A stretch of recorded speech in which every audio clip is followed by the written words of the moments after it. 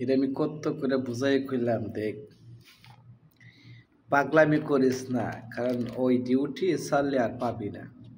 কারণ যে কোম্পানিতে আছো ওই কোম্পানির ডিউটি হচ্ছে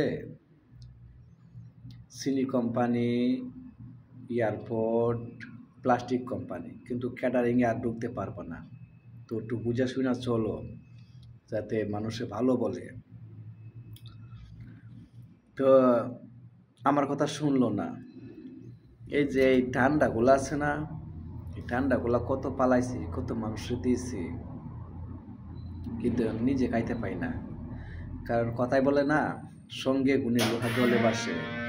তো আমার বেলা এটি হয়েছে আর কি, সঙ্গে গুণে লোহা জলে বাসছে। এর অনেক বুঝাই কইছি, বলে এই পাগলামি কইরো না, করলে কিন্তু বিপদ হবে।